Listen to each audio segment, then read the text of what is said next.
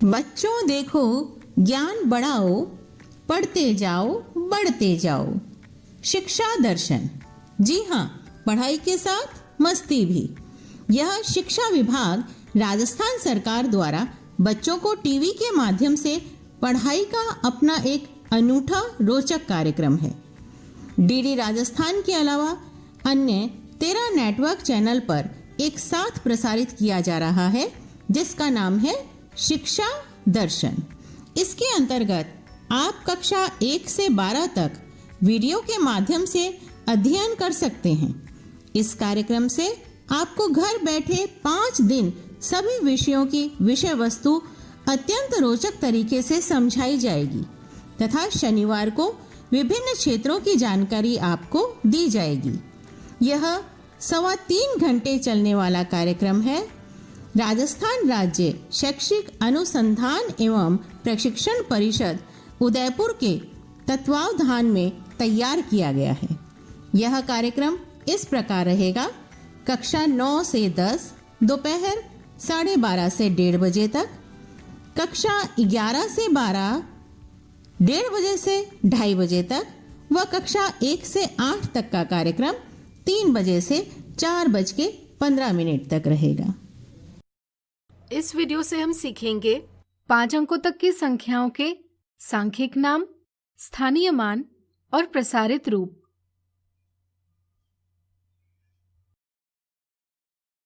संख्याएं हमारे लिए बहुत महत्वपूर्ण हैं। हमारे जीवन में ऐसी कई स्थितियां आती हैं जहां हम संख्याओं का प्रयोग करते हैं, जैसे गिनती के लिए, मापने के लिए, लेबल लगाने के लिए, समय दर्शाने के लिए और कई सारे। हम अंकों का प्रयोग कर कोई भी संख्या बना सकते हैं, जैसे किसी कक्षा में विद्यार्थियों की संख्या, शर्ट की कीमत, कंप्यूटर का मूल्य आदि। किसी संख्या को अंकों के रूप में व्यक्त करना कहलाता है संख्यांक यानी न्यूमरल। छोटी संख्याओं को आसानी से पढ़ा जा सकता है, लेकिन बड़ी संख्या को पढ़ पाना मुश्किल होता है। संख्याओं को आसानी से पढ़ने के लिए हम सूचकों यानी इंडिकेटर्स का प्रयोग करते हैं। सूचक दाएं से बाएं लिखे जाते हैं।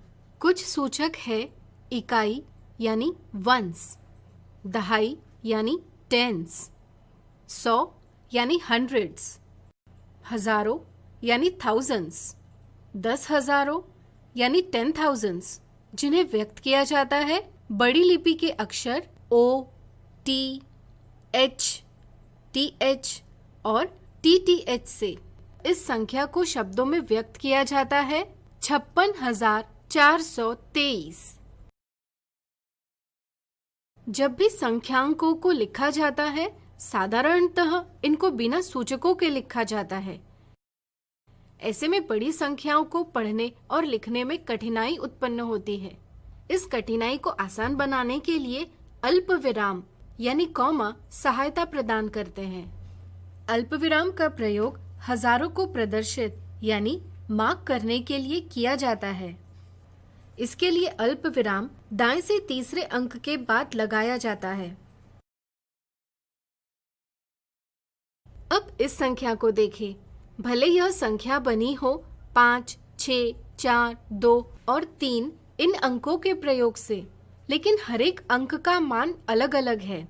इस तरह संख्या के स्थानों पर निर्भर किसी अंक के मान को स्थानीय मान यानी प्लेस वैल्यू कहा जाता है। संख्या को अंकों के स्थानीय मानों के योग में व्यक्त किया जा सकता है। इन संख्याओं को इस तरह प्रसारित यानी एक्सपांड भी किया जा सकता है। इसे संख्या का प्रसारित रूप यानी एक्सपांडेड फॉर्म कहा जाता है। इस तरह से हमने इसके प्रत्येक अंक का मूल्य दिखाने के लिए संख्या का प्रसारण किया है। इस रूप से यह पता किया जा सकता है कि इस संख्या में 5 10,000 के समूह हैं, 6 1000 के समूह है, 4 100 के समूह है और 2 10 के समूह है और 3 इकाइयां हैं। कई सारे चिन्हों और संख्याओं को देख यहाँ कौन सी संक्रिया पहले करें, यह उलझन जरूर उत्पन्न होती है। इसे दूर करने के लिए कोष्ठकों का प्रयोग एक महत्वपूर्ण साधन है। यहाँ गुणन की संक्रिया पहले की जानी चाहिए। यह समझने के लिए हम गुणन की संक्रिया को कोष्ठकों में व्यक्त करेंगे। आज हमने सीखा 5 अंकों तक की संख्याओं के सांख्यिक नाम, स्थानीय मान और प्रसारित रूप। इस वीडियो से हम सीखेंगे 5 अंकों तक की संख्याओं की तुलना करने के, क्रम में व्यवस्थित करने के और संख्या बनाने के उदाहरण। अब तक हमने 5 अंकों तक की संख्याओं के बारे में जाना। अब आइए इनसे जुड़े कुछ उदाहरणों का हल ढूंढें।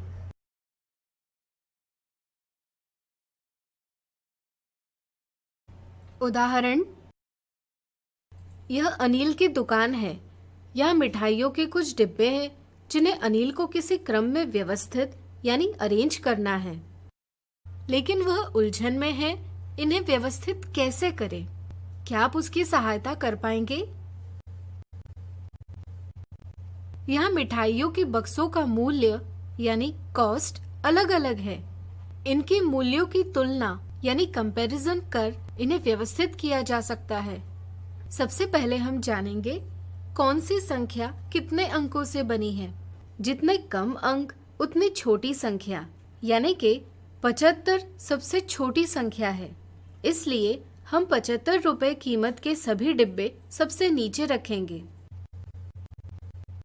अगर अंकों की संख्या समान हो तब संख्याओं के सबसे बाएं अंक की तुलना करेंगे, यानी कि स्थानीय मान यानी प्लेस वैल्यू की तुलना करेंगे। यहाँ 1 सबसे छोटा है, यानी कि उसका स्थानीय मान सबसे कम है। इसलिए 125 इन दोनों से छोटी संख्या है। आइए 125 मूल्य के सभी डिब्बों को 75 मूल्य के डिब्बों के ऊपर रखें। अब इन दोनों में देखा जाए तो सबका बायां अंक समान है, इसलिए हम उसके आगे वाले अंक की तुलना करेंगे। यह भी समान है, इसलिए हम उसके आगे वाले अंक की तुलना करेंगे। यहाँ 5, यह अंक 8 से छोटा है, इसलिए 215 218 से छोटी संख्या हुई। आइए 215 रुपए मूल्य के डिब्बों को इनके ऊपर व्यवस्थित करें। अब बचे 218 रुपए मूल्यों के बक्सों को सबसे ऊपर रखें। इस तरह से हमने छोटी संख्या से बड़ी संख्या तक व्यवस्थित यानी अरेंज कर आरोही क्रम यानी असेंडिंग ऑर्डर बनाया। अगर इसे ही उल्टा किया जाए यानी बड़ी संख्या से छोटी संख्या तक व्यवस्थित करें तो अवरोही क्रम यानी डिसेंडिंग ऑर्डर प्राप्त होगा। क्रम में देखकर अब अनिल की उलझन दूर हुई। अगला उदाहरण, 5, 0 और 2 से अंकों के बिना पुनरावृत्ति यानी रिपीटेशन किए 3 अंकों वाली संख्याएं बनाइए। अंकों को साथ रखकर हम संख्या बना सकते हैं, जैसे यहाँ हमने 502 ये संख्या बनाई। इस संख्या के अंकों का स्थानांतरण यानी शिफ्टिंग कर हम कुछ और संख्याएं बना सकते हैं, लेकिन हमें प्रतिबंध यह दिया है कि संख्याएं 3 अंकों वाली होनी चाहिए। क्या यहाँ से सभी 3 अंकों वाली संख्याएं हैं? इनमें 025, 052 ये दोनों 3 अंकों वाली संख्याएं नहीं हैं। ऐसा क्यों? क्योंकि किसी संख्या के पहले 0 लिखे जाने से संख्या के मान में कोई बदलाव नहीं होता, यानी 25 और 52 दोनों 2 अंकों वाली संख्याएं ही है। इस तरह से दिए अंकों से सिर्फ यही 3 अंकों वाली संख्याएं बना सकते हैं। अगला उदाहरण, 9, 6, 3, 7, 4 इन अंकों से 9 को दहाई यानी टेंस के स्थान पर रखकर सबसे बड़ी यानी ग्रेटेस्ट और सबसे छोटी यानी स्मॉलेस्ट संख्या बनाइए। चलिए दिए प्रतिबंध के साथ सबसे बड़ी और सबसे छोटी संख्या बनाएं। प्रतिबंध के अनुसार सबसे पहले 9 को दहाई के स्थान पर लिखें। बड़ी संख्या के लिए बचे अंकों को अवरोही क्रम में व्यवस्थित करें और छोटी संख्या के लिए बचे अंकों को आरोही क्रम में व्यवस्थित करें। इससे बड़ी संख्या बनी 76,493 और छोटी संख्या बनी 34,697। इससे आपको 5 अंकों तक की संख्याओं की समझ बन गई होगी। इस तरह से हमने सीखा 5 अंकों तक की संख्याओं की तुलना करने के, क्रम में व्यवस्थित करने के और संख्या बनाने के उदाहरण। आज हम देखेंगे 5 अंकों तक की संख्याओं से संबंधित मिथ्या धारणाएं। अब तक हमने 5 अंकों तक की संख्याओं के बारे में जाना। अब बात करेंगे इनसे जुड़ी कुछ मिथ्या धारणाओं के बारे में। मिथ्या धारणा 1, दी गई इस संख्या का प्रसारित रूप क्या होगा? प्रसारित रूप क्या होता है, इस समझ में उलझन के चलते संख्या का 8 धन 6 धन 6 धन 1 धन 8 ऐसे गलत प्रसारण किया जाता है। अगर इसे ऐसे लिखे तो इसका मान होगा 29, जो कि गलत है। कई बार संख्या को प्रसारित करने का मतलब संख्या के अंत में शून्य जोड़ना ऐसा भी समझा जाता है। इसी तरह कभी कभी प्रसारित रूप का मतलब संख्या को अक्षरों में लिखना समझकर 86,618 यह जवाब दिया जाता है। सही समझ से ऑप्शन 4 सही है। इस मिथ्या धारणा को दूर करने के लिए यह समझना जरूरी है कि इस संख्या में 10,000 8 बार है, 1,000 6 बार है, 100 6 बार है, 10 1 बार तथा 1 8 बार है। मिथ्या धारणा 2, यदि 35,214 और 42,302 में 2 इस अंक की तुलना करे तो निम्न कथन में से कौन सा कथन सही है?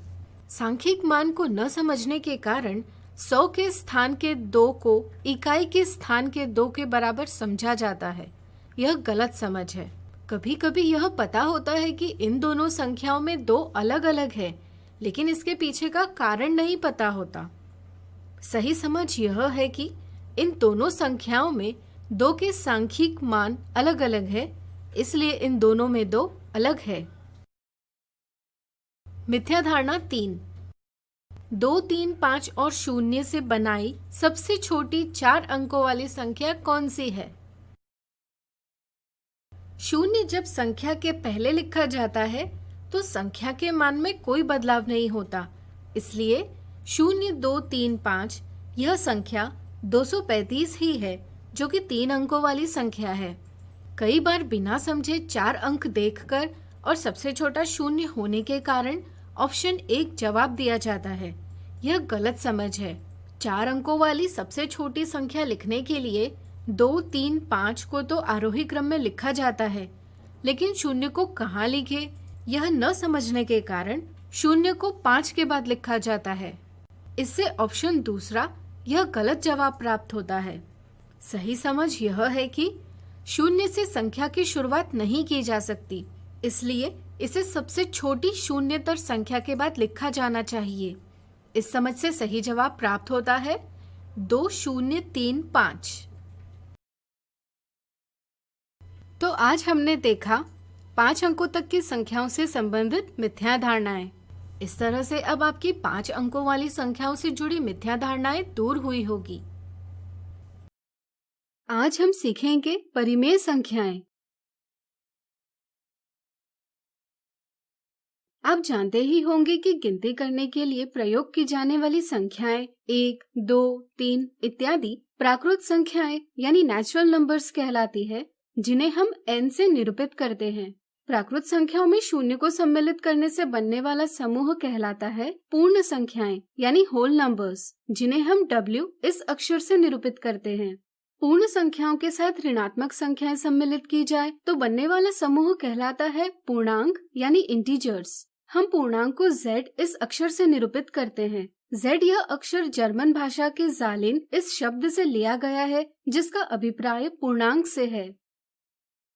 अब मान लीजिए एक व्यक्ति शून्य स्थान पर खड़ा है। अगर वह दाई दिशा में आगे बढ़ता है तो हम उसके द्वारा तय की गई दूरी को धन चिन्ह से निरूपित करते हैं, और अगर वह बाईं ओर बढ़ता है तो हम उसके द्वारा बाईं ओर तय की गई दूरी को ऋण चिन्ह से निरूपित करते हैं। ध्यान रहे, साधारणतः हम धन चिन्ह को नहीं दर्शाते। अगर हम दूरी को ऋण 3/4 किलोमीटर से निरूपित करते हैं तो इसका अर्थ होगा व्यक्ति ने बाईं ओर 3/4 किलोमीटर दूरी तय की है। और अगर हम दूरी को 3/4 से निरूपित करते हैं तो हमें पता चलेगा कि व्यक्ति ने दाईं ओर 3/4 किलोमीटर की दूरी तय की है। क्या हम 3/4 या ऋण 3/4 जैसी संख्याओं को प्राकृत संख्याएं, पूर्ण संख्याएं या पूर्णांक इनमें से किसी समूह में रख सकते हैं?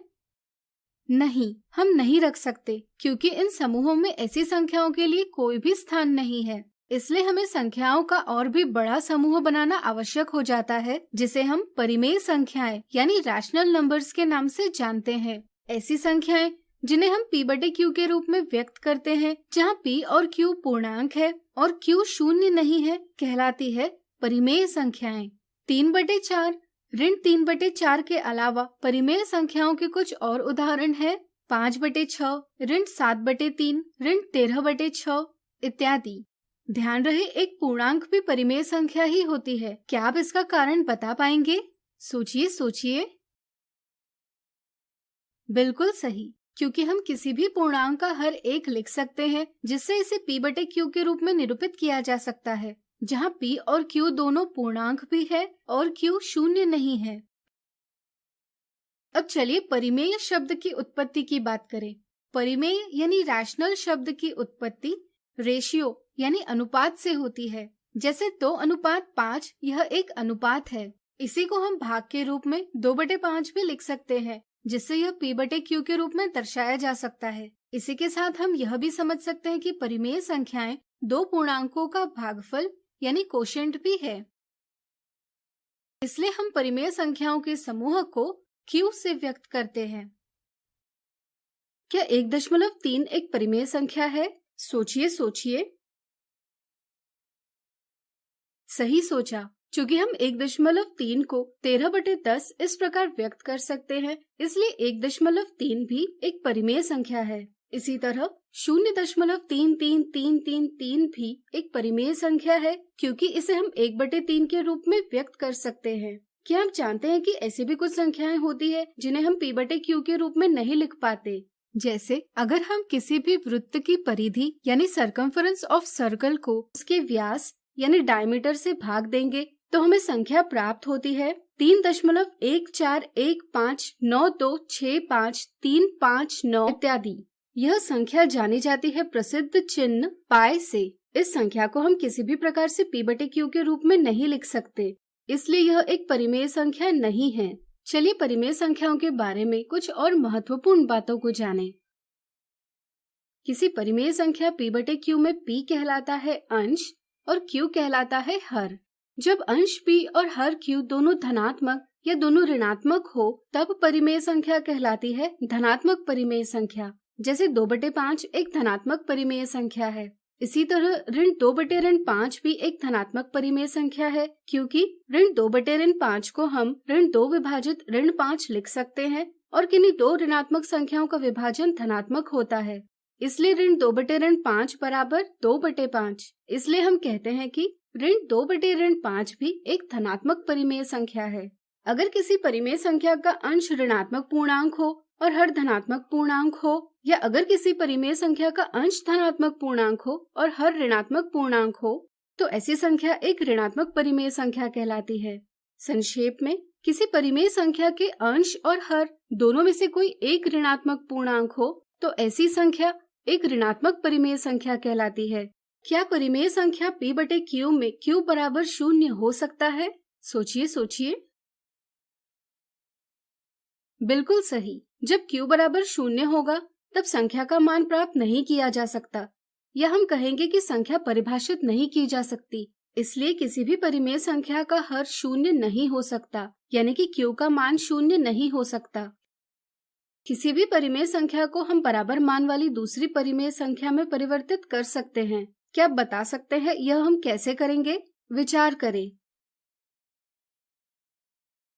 यह तुल्य भिन्न प्राप्त करने जैसा ही है। अगर हम किसी परिमेय संख्या के अंश और हर दोनों को एक ही शून्यतर संख्या से गुणा या विभाजित करें तो हमें इसके बराबर मान वाली परिमेय संख्या प्राप्त होती है।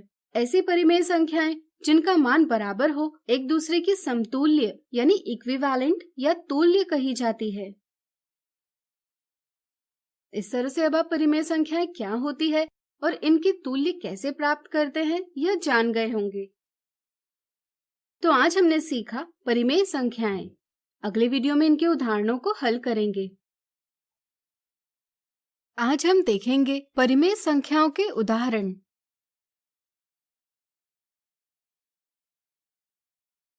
निम्नलिखित संख्याओं में से समतुल्य परिमेय संख्याओं यानी इक्विवेलेंट रैशनल नंबर्स के समूह बनाइए।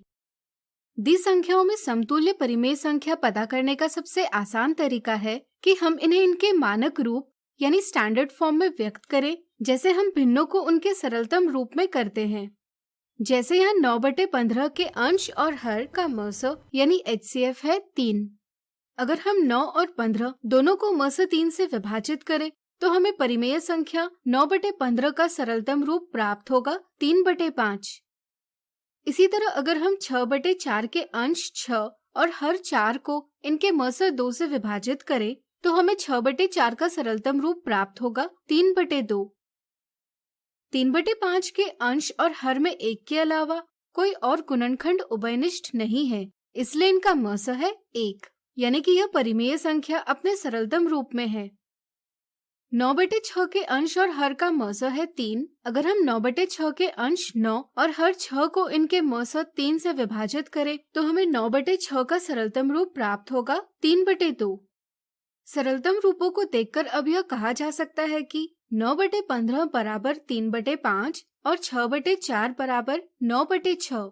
इस प्रकार दी संख्याओं में समतुल्य परिमेय संख्याओं का एक समूह होगा 9/15 3/5 और दूसरा समूह होगा 6/4 9/6। अगला उदाहरण, ऋण 2/3 से समतुल्य 3 परिमेय संख्याएं ज्ञात कीजिए। किसी परिमेय संख्या की समतुल्य परिमेय संख्या ज्ञात करने के लिए हम अंश और हर दोनों को एक ही शून्यतर संख्या से विभाजित या गुणा करते हैं। जैसे यहाँ किसी संख्या से गुणा करना आसान होगा। ऋण 2/3 के अंश और हर दोनों को 2 से गुणा करने पर प्राप्त परिमेय संख्या ऋण 4/6 2/3 के समतुल्य परिमेय संख्या होगी। इसी तरह ऋण 2/3 के अंश और हर दोनों को 3 से गुणा करने पर हमें ऋण 2/3 की तुल्य परिमेय संख्या प्राप्त होगी ऋण 6/9।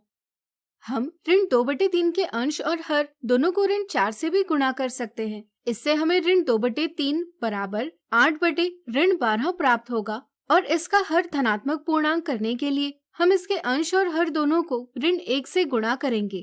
प्राप्त परिणाम ऋण 8/12 भी ऋण 2/3 की एक समतुल्य परिमेय संख्या है। अतः ऋण 2/3, ऋण 4/6, ऋण 6/9, ऋण 8/12 इत्यादि परिमेय संख्याएं समतुल्य है क्योंकि ये आपस में परस्पर बराबर है। अगला उदाहरण, निम्नलिखित संख्याओं को धनात्मक और ऋणात्मक परिमेय संख्याओं में वर्गीकृत कीजिए। जैसा कि हमने सीखा है कि यदि किसी परिमेय संख्या के अंश और हर दोनों धनात्मक पूर्णांक या दोनों ऋणात्मक पूर्णांक होंगे तो ऐसी संख्या एक धनात्मक परिमेय संख्या होती है। जैसे यहाँ 7/11 ऋण 32/54 धनात्मक परिमेय संख्याएं हैं। इसी तरह अगर किसी परिमेय संख्या के अंश और हर दोनों में से कोई एक संख्या ऋणात्मक पूर्णांक होगी तो ऐसी संख्या एक ऋणात्मक परिमेय संख्या कहलाती है। जैसे यहाँ 56/34 ऋण 49 ऋण 35/83 इत्यादि ऋणात्मक परिमेय संख्याएं हैं। यहाँ हमने ऋण 49 को भी एक ऋणात्मक परिमेय संख्या कहा है। क्या आप बता सकते हैं ऋण 49 एक ऋणात्मक परिमेय संख्या क्यों है? सोचिए सोचिए। चलिए हम बताते हैं। क्योंकि हम ऋण 49 को ऋण 49/1 लिख सकते हैं। इस प्रकार यह संख्या P/Q के रूप में व्यक्त की जा सकती है यानी कि यह भी एक परिमेय संख्या ही है। चूंकि इसके अंश और हर दोनों में से सिर्फ अंश एक ऋणात्मक पूर्णांक है, इसलिए यह संख्या एक ऋणात्मक परिमेय संख्या है। इस प्रकार आपकी परिमेय संख्याओं की समझ बन गई होगी। तो आज हमने देखे परिमेय संख्याओं के उदाहरण। अगले वीडियो में इनसे संबंधित मिथ्या धारणाओं को दूर करेंगे। आज हम देखेंगे परिमेय संख्याओं से संबंधित मिथ्या धारणाएं। मिथ्या धारणा 1, निम्नलिखित संख्याओं में से कौन सी संख्या परिमेय संख्या यानी रैशनल नंबर है? 22/7 एक परिमेय संख्या है क्योंकि इसे p/q के रूप में व्यक्त कर सकते हैं, जहां p यानी 22 और q यानी 7 दोनों पूर्णांक है और q एक शून्यतर संख्या है। कुछ बच्चे यह समझते हैं कि पाई का मान 22/7 है। चूंकि 22/7 एक परिमेय संख्या है, इसलिए पाई भी एक परिमेय संख्या होगी। वे समझते हैं कि दोनों पर्याय सही है, इसलिए वे जवाब देते हैं ऑप्शन 3, लेकिन यह एक गलत जवाब है। सही समझ यह है कि 22/7 एक परिमेय संख्या है, लेकिन पाई एक परिमेय संख्या नहीं है। किसी भी वृत्त यानी सर्कल के परिधि यानी सरकमफ्रेंस को उसके व्यास यानी डायमीटर की लंबाई से भाग देने पर हर स्थिति में यह संख्या प्राप्त होती है, जिसे हम पाई से व्यक्त करते हैं। इस संख्या को किसी भी प्रकार से p/q के रूप में व्यक्त नहीं किया जा सकता, इसलिए पाई एक परिमेय संख्या नहीं है। यह बात जरूर है कि पाई का मान 22/7 से मिलता जुलता है, लेकिन यह बराबर नहीं है। सवालों को हल करते समय अगर हमें बहुत ज्यादा परिशुद्धता यानी एक्यूरेसी जरूरी नहीं हो, तब हम पाई का मान 22/7 ले सकते हैं। इस समझ के साथ अब आप जान गए होंगे कि 22/7 एक परिमेय संख्या है, लेकिन पाई एक परिमेय संख्या नहीं है। इसलिए ऑप्शन 1 सही जवाब है और ऑप्शन 2 और ऑप्शन 3 दोनों गलत जवाब है। मिथ्या धारणा 2, क्या शून्य एक परिमेय संख्या है? कुछ बच्चे यह सोचते हैं कि शून्य को p/q के रूप में व्यक्त नहीं किया जा सकता, इसलिए वे समझते हैं कि शून्य एक परिमेय संख्या नहीं है। इस समझ के साथ ऑप्शन 2 यह गलत जवाब दिया जाता है। शून्य को 0/1 के रूप में भी लिखा जा सकता है, जिससे यह p/q के रूप में व्यक्त हो जाता है, जहाँ p और q दोनों पूर्णांक है और q शून्य के बराबर नहीं है, इसलिए शून्य भी एक परिमेय संख्या है। इसी तरह कुछ बच्चों की यह धारणा बन जाती है कि पूर्णांक परिमेय संख्या नहीं होती क्योंकि वह p/q के रूप में नहीं लिखी जाती। यह समझना जरूरी है कि किसी भी पूर्णांक का हर एक लिखा जा सकता है, जिससे वह p/q के रूप में लिखा जा सकता है। इस तरह लिखने से अंश और हर दोनों पूर्णांक है और हर शून्य नहीं है, इसलिए कोई भी पूर्णांक एक परिमेय संख्या होती है। मिथ्या धारणा 3, निम्नलिखित में धनात्मक परिमेय संख्या कौन सी है? कुछ बच्चों को ऋणात्मक और धनात्मक परिमेय संख्याओं की सही समझ नहीं होती। वे यह देखते हैं कि दिए पर्यायों में सभी में ऋणात्मक चिन्ह का प्रयोग किया गया है, इसलिए सभी ऋणात्मक परिमेय संख्याएं हैं। इस समझ के साथ वे जवाब देते हैं ऑप्शन 3, इनमें से कोई नहीं। यह एक गलत जवाब है। कुछ बच्चे यह समझते हैं कि अगर अंश धनात्मक पूर्णांक हो तो वह संख्या एक धनात्मक परिमेय संख्या होती है, जैसे 2/4। इस समझ के साथ वे गलत जवाब देते हैं ऑप्शन 1। दिए पर्यायों में सही जवाब है ऑप्शन 2, क्योंकि यहाँ परिमेय संख्या के अंश और हर दोनों ऋणात्मक है। अगर हम अंश और हर दोनों को ऋण 1 से गुणा करें तो हमें इसकी तुल्य परिमेय संख्या प्राप्त होगी 2/4, जो कि एक धनात्मक परिमेय संख्या है। अतः ऋण 2/4 भी एक धनात्मक परिमेय संख्या है, इसलिए सही जवाब है ऑप्शन 2। मिथ्या धारणा 4, क्या 0.3 यह संख्या परिमेय संख्या है? बहुत से विद्यार्थियों की यह गलत धारणा होती है कि एक दशमलव संख्या परिमेय संख्या नहीं हो सकती। इससे ऑप्शन 2 यह गलत जवाब दिया जाता है। सही समझ यह है कि अगर हम किसी संख्या को p/q के रूप में व्यक्त कर सकते हैं, जहाँ p और q दोनों पूर्णांक है और q शून्य के बराबर नहीं है, तो वह एक परिमेय संख्या होती है। जैसे यह 0.3 बराबर 0.3/1 बराबर 0.3 गुणा 10/1 गुणा 10 बराबर 3/10 है। यानी कि हम 0.3 को p/q के रूप में व्यक्त कर सकते हैं और हर शून्य नहीं है, इसलिए हम कह सकते हैं कि 0.3 भी एक परिमेय संख्या है। इन मिथ्या धारणाओं को दूर कर आपकी परिमेय संख्याओं की समझ और मजबूत हो गई होगी। तो आज हमने देखी परिमेय संख्याओं से संबंधित मिथ्या धारणाएं। दोस्तों, इस वीडियो में आपका स्वागत है। आज की इस वीडियो में हम परिमेय संख्याओं के समृद्ध गुणधर्म क्लोजर प्रॉपर्टी की चर्चा करेंगे। बच्चों, पिछली कक्षाओं में आपने संख्याओं के बारे में तो पढ़ा ही होगा। चलिए एक बार इसे दोहराते हैं। बच्चों, प्राकृत संख्या कौन सी होती है? सर, जिन संख्याओं की सहायता से हम गिन पाते हैं उन्हें हम प्राकृत संख्या कहते हैं। जैसे कि हमारे एक हाथ में 1, 2, 3, 4 और 5 उंगलियां हैं। शाबाश राहुल। बच्चों, अब थोड़ा आगे बढ़ते हैं और इन प्राकृत संख्याओं में शून्य को जोड़ देते हैं। अब कौन बताएगा कि संख्याओं के ऐसे समूह को हम क्या कहते हैं? सर, संख्याओं के ऐसे समूह को हम पूर्ण संख्याएं बोलते हैं। सही कहा मोहन। बच्चों, आप सब जानते ही होंगे कि कई बार हमें ऋणात्मक संख्याओं का इस्तेमाल करना पड़ता है। जैसे कि ठंड के दिनों में कई जगहों पर तापमान को एक ऋणात्मक नेगेटिव संख्या से दर्शाते हैं, जैसे -2 डिग्री सेल्सियस। बच्चों, यदि ऋणात्मक संख्याओं को पूर्ण संख्याओं में जोड़ दें तो प्राप्त संख्याओं के समूह को क्या बोलेंगे? सर, ऐसे संख्याओं के समूह को हम पूर्णांक बोलते हैं। शाबाश राहुल, तुम्हें तो पिछली कक्षा का सब कुछ ध्यान है। बच्चों, आप भिन्नों यानी फ्रैक्शंस के बारे में पढ़ चुके हैं, जहां कि हम किसी संख्या को अंश और हर के रूप में लिखते थे। अब इस संख्या रेखा को देखिए। इसमें शून्य के दाईं ओर जाने पर हमें धनात्मक संख्याएं मिलती हैं और शून्य के बाईं ओर जाने पर हमें ऋणात्मक संख्याएं मिलती है। जैसे कि हमें यहां ऋणात्मक 1/2 दिया गया है।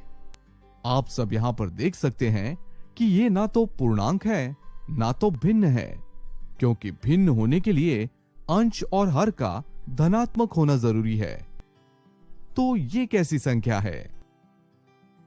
सर, यह एक परिमेय संख्या है। शाबाश मोहन।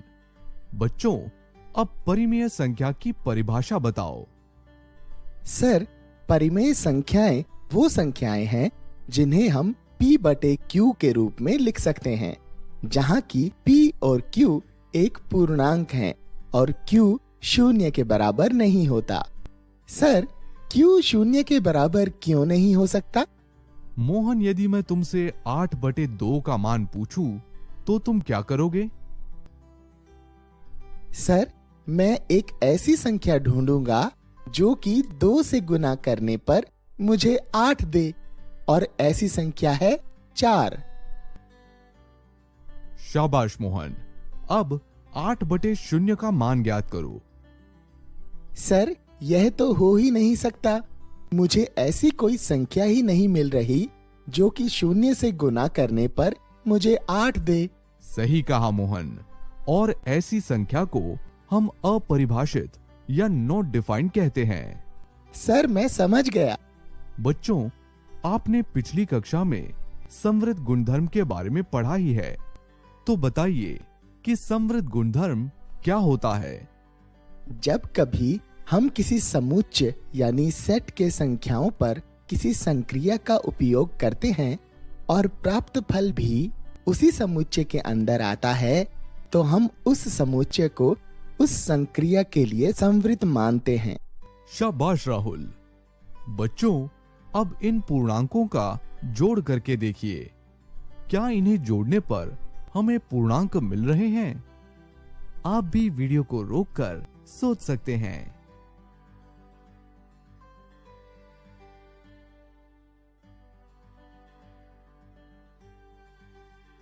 बच्चों, हम पूर्णांकों के समृद्ध गुणधर्म के बारे में क्या बोल सकते हैं?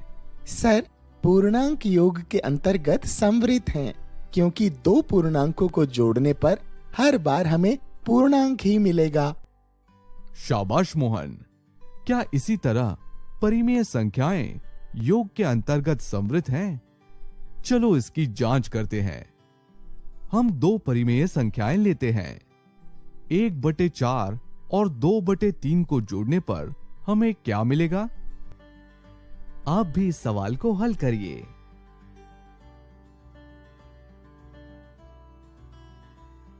बच्चों, क्या ये भी एक परिमेय संख्या है? हाँ सर, ये तो एक परिमेय संख्या है। बच्चों, अब निम्नलिखित परिमेय संख्याओं को जोड़कर देखो। बच्चों, आप देखेंगे कि कोई भी परिमेय संख्या को जोड़ने पर एक परिमेय संख्या ही मिलती है, क्योंकि परिमेय संख्याएं योग के अंतर्गत समृद्ध यानी कि क्लोज्ड हैं। बच्चों, इस सत्र में हमने विभिन्न प्रकार की संख्याओं के बारे में जाना, जैसे कि प्राकृत संख्याएं, पूर्ण संख्याएं, पूर्णांक और परिमेय संख्याएं।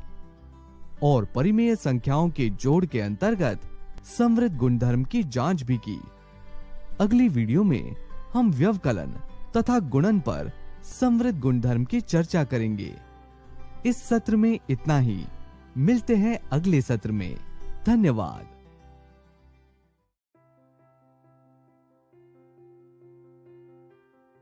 दोस्तों, इस वीडियो में आपका स्वागत है। अब तक हमने सीखा कि परिमेय संख्याएं योग के अंतर्गत समृद्ध हैं। क्या ऐसा व्यवकलन और गुणन में भी होता है? आइए देखते हैं। बच्चों, योग के लिए हम समृद्ध गुणधर्म की चर्चा कर चुके हैं। अब व्यवकलन पर चर्चा करते हैं। बच्चों, 3 से 8 का व्यवकलन करो। सर, इसका उत्तर है -5। शाबाश राहुल।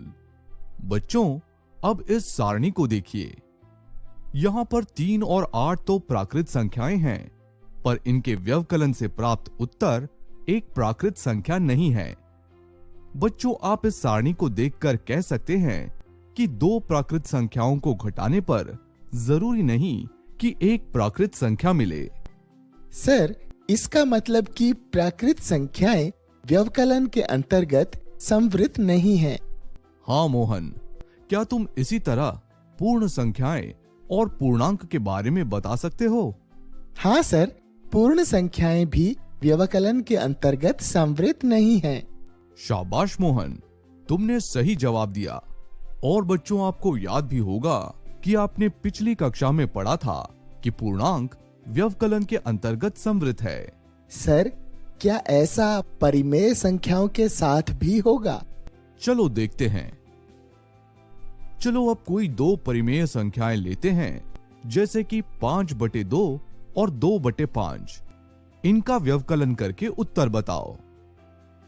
सर, इसका उत्तर है 21/10 और ये भी एक परिमेय संख्या ही है। बच्चों, एक और उदाहरण लेते हैं। अब 4 और 2/3 को घटाकर देखते हैं। आप भी इस सवाल को हल करिए।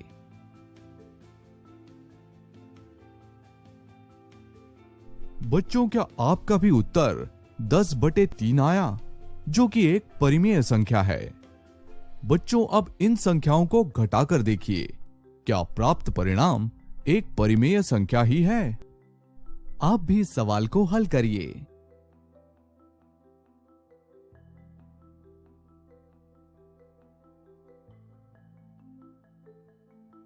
बच्चों, इन संख्याओं के व्यवकलन से आपको एक परिमेय संख्या ही प्राप्त हुई होगी,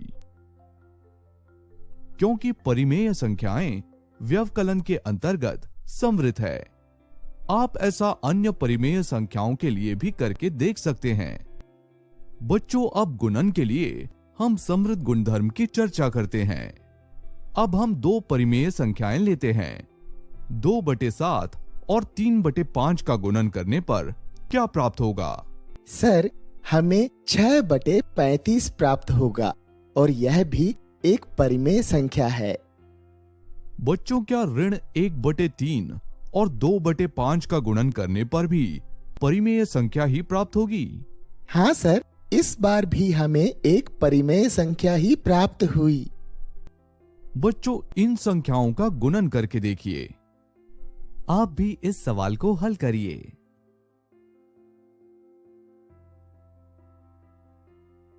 बच्चों, इस बार भी इन संख्याओं के गुणन से आपको एक परिमेय संख्या ही प्राप्त हुई होगी। ऐसा इसलिए है क्योंकि परिमेय संख्याएं जोड़ और व्यवकलन के साथ साथ गुणन के अंतर्गत भी समृद्ध है। बच्चों, अभी तक हमने परिमेय संख्याओं के व्यवकलन और गुणन के लिए समृद्ध गुणधर्म की चर्चा की। अगली वीडियो में हम भाग के लिए समृद्ध गुणधर्म की चर्चा करेंगे। इस सत्र में इतना ही। मिलते हैं अगली वीडियो में।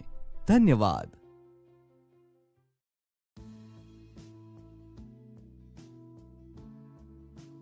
दोस्तों, इस वीडियो में आपका स्वागत है। अब तक हमने सीखा कि परिमेय संख्याएं योग, व्यवकलन और गुणन के अंतर्गत समृद्ध है। क्या ऐसा भाग में भी होता है? आइए देखते हैं। बच्चों, आज हम भाग के अंतर्गत समृद्ध गुणधर्म पर चर्चा करेंगे। अब हम दो संख्याएं 15 और 20 का भाग करके देखते हैं। बताओ, क्या उत्तर आया? सर, इसका उत्तर आया 3/4। शाबाश राहुल। बच्चों, अब इस सारणी को देखिए। आप सब जानते हैं कि 15 और 20 एक प्राकृत संख्या, पूर्ण संख्या और पूर्णांक है। पर 3/4 ना तो प्राकृत संख्या है, ना तो पूर्ण संख्या है और ना ही पूर्णांक है। बच्चों, इस सारणी को देखते हुए क्या समझ में आ रहा है? सर, इस सारणी को देखने पर यह पता चलता है कि प्राकृत संख्याएं पूर्ण संख्याएं तथा पूर्णांक भाग के अंतर्गत समवृत्त नहीं हैं। शाबाश राहुल, तुमने सही जवाब दिया। पर क्या ऐसा परिमेय संख्याओं के साथ भी होगा? चलो देखते हैं। हम किसी दो परिमेय संख्याओं का भाग करते हैं। जैसे कि 2/7 का 5/4 से भाग करने पर क्या मिलेगा? सर, हमें 8/35 प्राप्त होगा और ये एक परिमेय संख्या है। बच्चों, अपनी कॉपी में इन सवालों को हल करो। आप सब भी इन सवालों को हल करिए।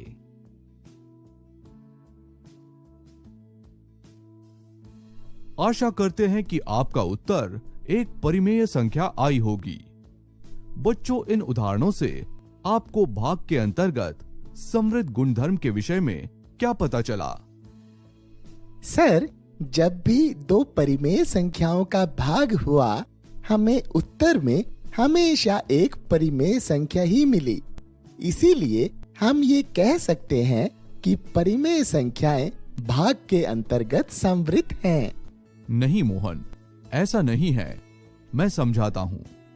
बच्चों, अब बताओ कि क्या 0 एक परिमेय संख्या है? हाँ सर, क्योंकि 0 को हम p/q के रूप में लिख सकते हैं, जहाँ की q 0 के बराबर नहीं हो। q कोई भी संख्या हो सकती है, जैसे कि 2। चलो किसी परिमेय संख्या को 0 से भाग करके देखते हैं। जैसे कि 2/0। क्या तब भी हमें एक परिमेय संख्या ही मिलेगी? 2/0 को हम 2/0 भी लिख सकते हैं, जो कि अपरिभाषित यानी नॉट डिफाइंड होता है। सही जवाब मोहन। इससे क्या पता चला? सर, इसका मतलब कि ये जरूरी नहीं कि परिमेय संख्याओं का भाग करने पर परिमेय संख्या ही मिले। सर, तब तो परिमेय संख्याएं भाग के अंतर्गत समवृत्त नहीं हुई। हाँ बच्चों, परिमेय संख्याएं भाग के अंतर्गत समवृत्त नहीं है। पर यदि हम 0 को शामिल ना करें तो दूसरी सभी परिमेय संख्याओं का समूह भाग के अंतर्गत समवृत्त है। बच्चों, अब तक हमने सभी संक्रियों के लिए परिमेय संख्याओं के समृद्ध गुणधर्म को जाना और हमने देखा कि परिमेय संख्याएं योग, व्यवकलन तथा गुणन के अंतर्गत समृद्ध है, पर भाग के अंतर्गत समृद्ध नहीं है। इसी के साथ ये सत्र यहीं पर समाप्त होता है। धन्यवाद। बच्चों, आपको यह कार्यक्रम कैसा लगा? अपना सुझाव अवश्य दें। इस कार्यक्रम से संबंधित आपके मन में यदि कुछ सुझाव आता है या किसी भी तरह की शंका आपके मन में है तो आप हमें ईमेल एड्रेस पर भेज सकते हैं। हमारा ईमेल एड्रेस है शिक्षादर्शन rajasthan@gmail.com। धन्यवाद।